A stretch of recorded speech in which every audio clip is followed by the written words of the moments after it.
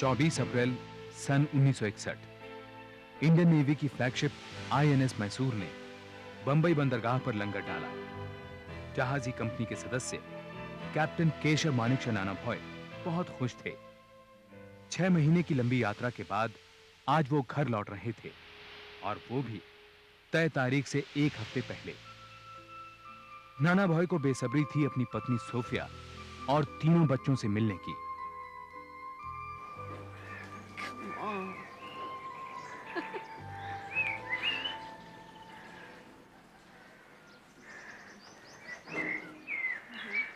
हाय हाय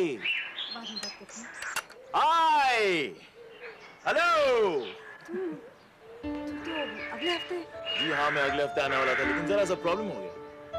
Sophia के बर्ताव से यह साफ जाहिर था कि वो नाना के अचानक घर लौटने से नाखुश थी। अगले 9 दिनों में उसके रूखेपन और चिड़चिड़ाहट ने बहस और लड़ाई का रूप ले लिया। इस तनाव को कम करने के लिए नाना ने बच्चों के साथ फिल्म देखने का प्रोग्राम बनाया। And now we're getting late for the film. देखते कौन सबसे तैयार होता है। Who's the fastest?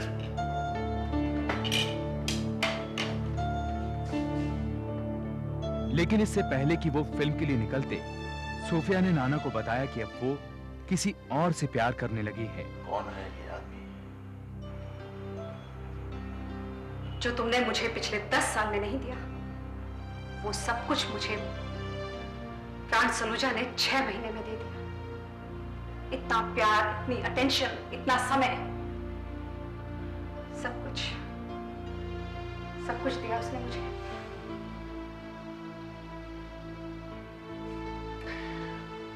प्राण सलूजा।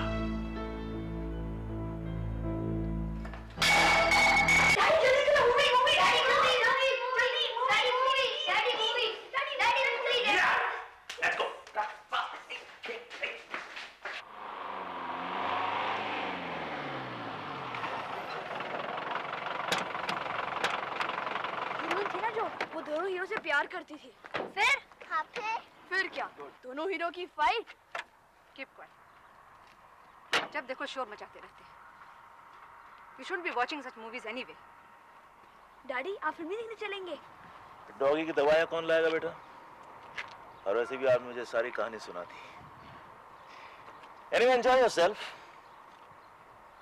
6 बजे पिक करने आऊंगा तुम सबको।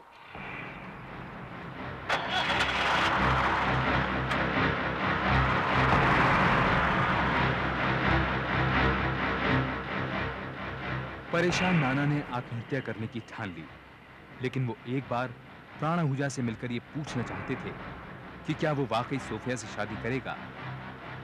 प्राण के घर जाने से पहले नाना ने अपने जहाज के स्टोर से 1 सर्विस रिवॉल्वर और 6 बुलेट्स इशू कराए।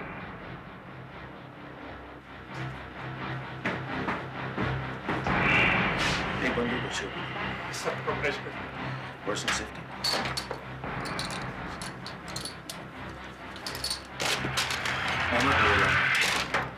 रात No, you here? क्या बात? Sir, nothing. Excuse me, sir.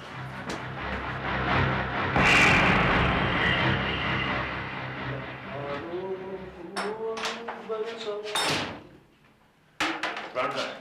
सब ऊपर है, बोलो मुझे जगाना नहीं।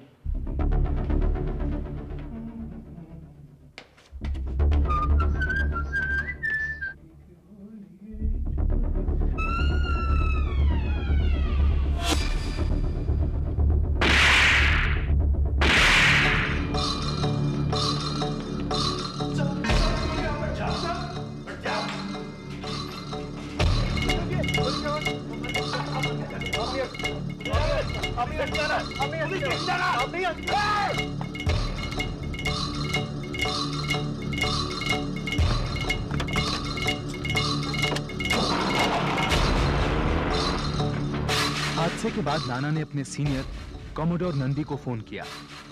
नाना का दिमाग स्थिर नहीं था। वो बार-बार एक ही बात दोहरा रहे थे, मैंने उसे मार डाला।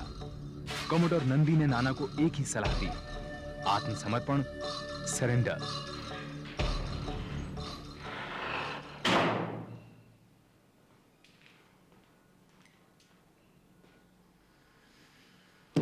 Sir, Captain, what is this? get me arrested, sir. प्राण सलूजा का मैंने खून किया है। Surrender. आप होश में तो हैं? Do you know what this confession can do to you? Yes, sir. सच ये है कि प्राण सलूजा की लाश जीवन ज्योति बिल्डिंग में इस वक्त पड़ी है। I've killed him in accident, sir. Deputy police commissioner ने नाना भॉय को हिरासत में लेकर सिविल जेल भेज दिया।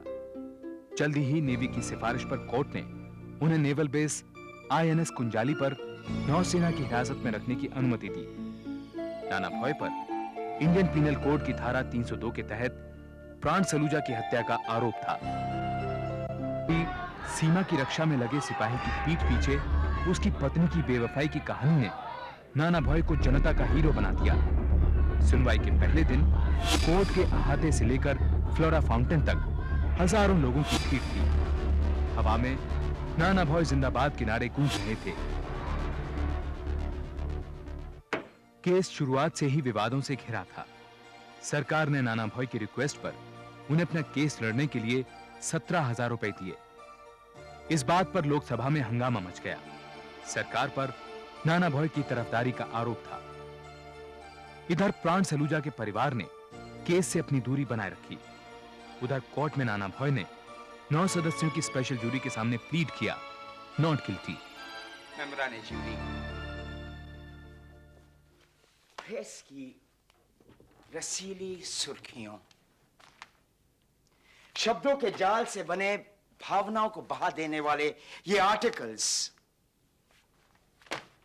अक्यूज्ड की लुभा देने वाली पर्सनैलिटी, उसका ऑरा, उसका आला बैकग्राउंड, इन सब की चकाचौंध से बचकर कहीं दूर खड़े रहकर इस चमक धमक के पीछे पड़े उस मुजरिम को देखिए, उस कालिक को देखिए जो प्राण सलूजा के चिता से उठकर उस मुजरिम के चेहरे पर पुती है, जो आज इंसाफ मांगती है, सजा मांगती है, फांसी मांगती है। फांसी,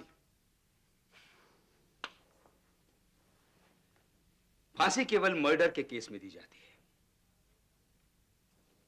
और यह मर्डर नहीं था। I can prove it was. सबूत है, गवाह है। मेरे पहले गवाह प्रेम सलूजा की बिल्डिंग का चौकीदार। केस की तह खुलने लगी। घटनास्थल पर सबसे पहले पहुंचने वाले जीवन ज्योत बिल्डिंग के चौकीदार और इंस्पेक्टर पालेकर प्रमुख गवाह थे।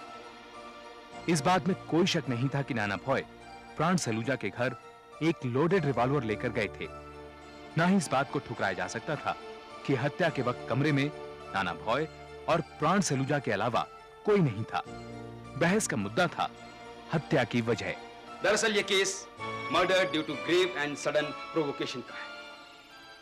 मेम्बराने जूरी, मेरे क्लाइंट को उकसाया गया, ऐसे हालात पैदा किए गए कि उनको गुस्सा आया और वो हादसा घटा जिसमें प्राण सलूजा की जान चली गई। सडन एंड ग्रेव प्रोवोकेशन, यानी किसी के भड़काने से अचानक गुस्सा आना और उसी गुस्से से कत्ल हो जाना। मेम्बराने jury, this is a premeditated, cold blooded murder. उसने झूठ बोलकर पिस्तौल इशू करवाया और उसके बाद प्राण सलूजा के पास कत्ल के इरादे और प्लान से गया था। Thank you, that's all your honour. The court is adjourned. जेल में नाना के पास हजारों की संख्या में फैन मिल आती। नाना भॉय, वी लव यू। नाना भॉय, हम तुम्हारे साथ हैं। जहां एक तरफ प्रेस ने उन्हें हीरो बना दिया था, वहीं दूसरी तरफ सोफिया और बच्चों को ताने सहने पड़ रहे थे। इसका एहसास नाना को अपने बड़े बेटे टिडली की चिट्ठियों से होता। डियर डैडी, आप घर कब आएंगे? आप गुस्सा होंगे, लेकिन मैंने राहुल की पिटाई कर दी। He is no longer my best friend.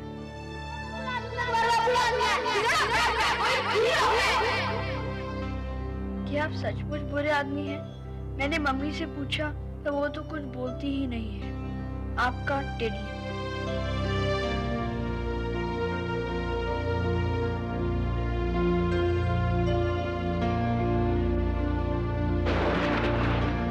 Mrs. Sophia Nana boy, will you please come to the witness box? Sophia, you've got to stand by him. उसको अब केवल तुम ही बचा सकती हो।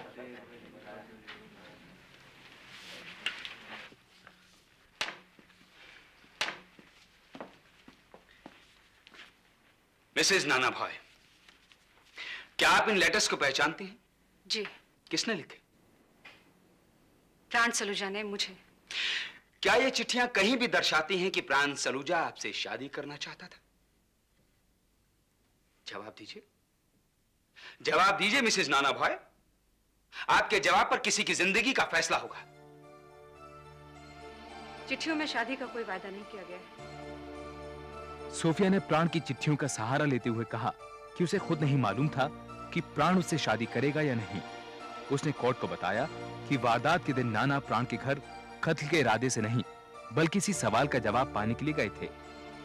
प्रोसिक्यूशन का मानना था कि सोफिया अब अपने पति को बचाने के लिए साफ झूठ बोल रही है, लेकिन डिफेंस लॉयर जे दारूवाला ने सोफिया का साथ देते हुए उस दिन के हादसे को एक नई रोशनी में समझाने की कोशिश की। कैप्टन नाना भाई, जब अपनी बीवी की बेवफाई का पता चला तो वो टूट गए। एक मायूस, हताश इंसान ने सुसाइड करने का फैसला किया। उसने झूठ बोलकर सर्विस रिवॉल्वर अपनी जान लेने के लिए लिया था। मगर उसके मरने के बाद उसके बच्चों का क्या होगा? क्या प्राण सलूजा वाकई सोफिया से शादी करेगा? उस शाम यही जानने के लिए मेरा क्लाइंट प्राण सलूजा के घर गया। अरे नाना, तुम ऐसे बेडरूम में? सोफिया और बच्चों का क्या होगा? वो तुम्हारी प्रॉब्लम है यार, तुम संभालो। शादी का वादा किया तुमने सोफिया से। तो सो व्हाट? मैं ये जानना आया हूं कि तुम मेरे बच्चों को पागल हो गया हो क्या? इस तरह से हर एरी गरी राह चलती औरत के साथ शादी करता रहूंगा, उसके बच्चों को संभालता रहूंगा? यहाँ तो अनाथ आश्रम बन जाएगा यार। प्राण सलूजा सोफिया एरी गरी औरत नहीं है। तुमने सोफिया से शादी का वादा किया या नहीं? I am Maria. रिलैक्स, मैं सैकड़ों वादे करता हूँ और इस तरह से हर वादा निभाता रहा तो हरम खोलने के लिए तुम जिंदा नहीं बना। प्राण, मेरे बच्चों का नाता खोलेगा। मेरे बच्चों का नाता तुम खोलेगा। मेरे बच्चों का नाता संभालेगा।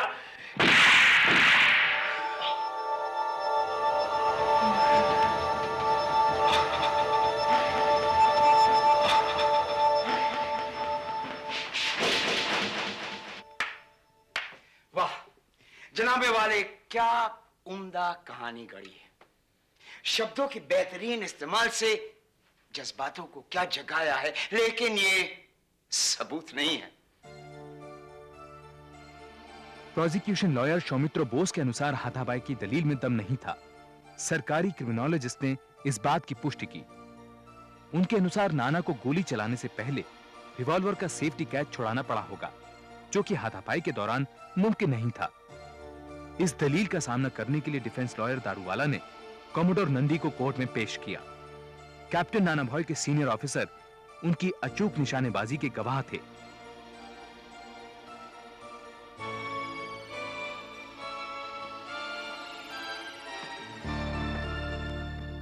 कमोडोर नंदी, कैप्टन नाना भॉय का निशाना कैसा है?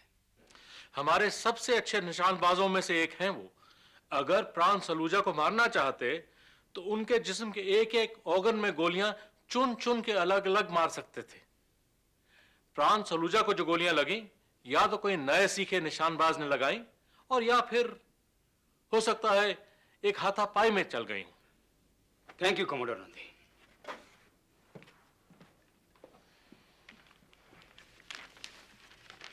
यह है डॉक्टर एबी बालिगा की रिपोर्ट। ये जो इस बात की तफ्तीश करती है कि जिस ढंग से, जिस एंगल से प्राण सलूजा को गोलियां लगी थी, वो हाथापाई के दौरान चली थी। मगर यह हाथापाई क्यों हुई, योर लॉर्डशिप? डिफेंस का कहना है कि हाथापाई की वजह प्राण सलूजा का सोफिया से शादी ना करना था, राइट? लेकिन प्राण सलूजा सोफिया से शादी करना चाहता था। ये 3 कागजात इस बात को प्रूव करते हैं।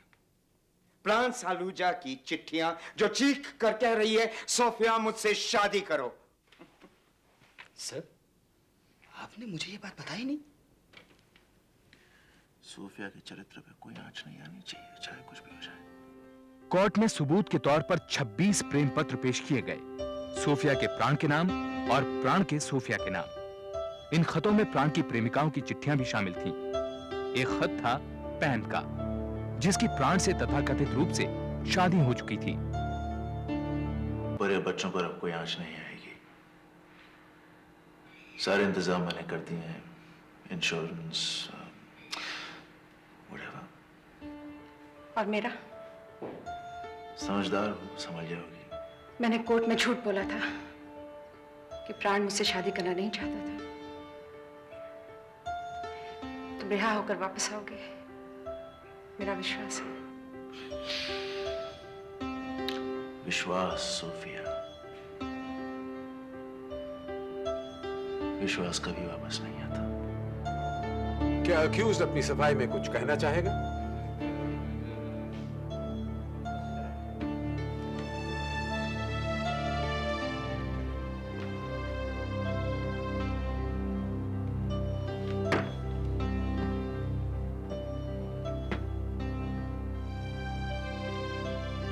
मैं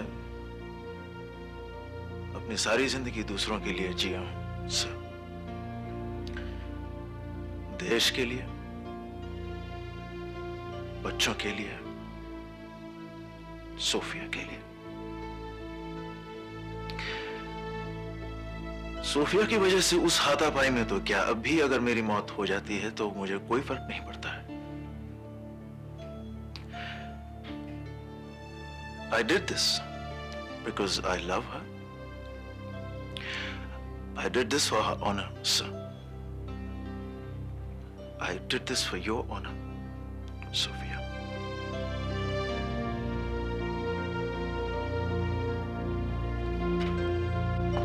मेंबरान जूरी, आपने दोनों पक्षों की दलीलें सुनी।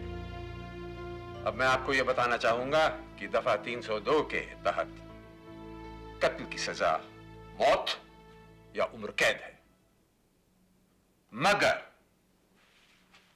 दफा 300 के तहत अगर कत्ल किसी के उकसाने पर अचानक आवेश में हुआ तो वो कत्ल नहीं माना जाता। It's an exception. अब एक आदमी की जिंदगी का फैसला आपके हाथों में है। कोई भी होता यही करता। जूरी को निर्णय लेने में 140 मिनट का वक्त लगा। नाना का मार्मिक बयान, प्राण का आशिकाना मिजाज, डिफेंस की हाथापाई की दलील, मीडिया की उत्तेजना और पब्लिक सिंपैथी। फैसला आसान नहीं था। क्या मेंबरान जूरी किसी फैसले पे आए? We have your honor. Court को फैसला सुनाइए। ये जूरी 8 के मुकाबले 1 के मत में फैसला करती है कि captain Nana Bhoy versus state of Maharashtra case में डिफेंडेंट बेगुनाह है, उसे बाइज्जत बरी किया जाए।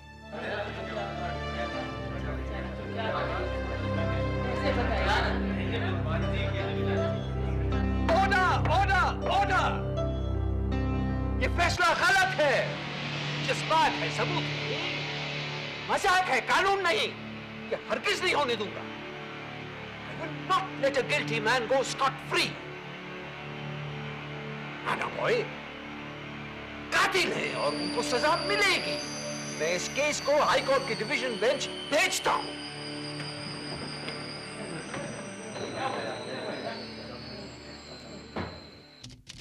हाई कोर्ट में केस पर एक नए सिरे से बहस शुरू हुई। 9 महीने की बहस के बाद हाई कोर्ट ने कैप्टन नाना भॉय को इंडियन पीनल कोड की दफा 302 के तहत मुजरिम करार देते हुए उम्र कैद की सजा सुनाई।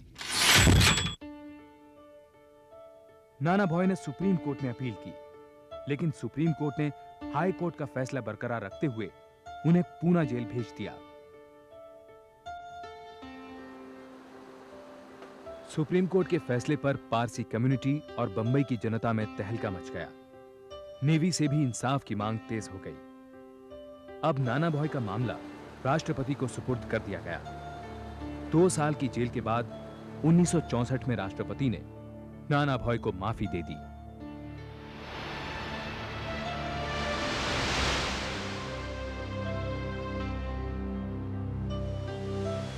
जेल से छूटते ही नाना भॉय सोफिया के पास लौट गए। कैप्टन नाना भॉय सोफिया और अपने तीनों बच्चों के साथ कनाडा जा बसे। भारतीय कानून के इतिहास में जूरी द्वारा ट्राई किए अंतिम चंद केसों में से ये एक था। 1962 में जूरी सिस्टम समाप्त कर दिया गया।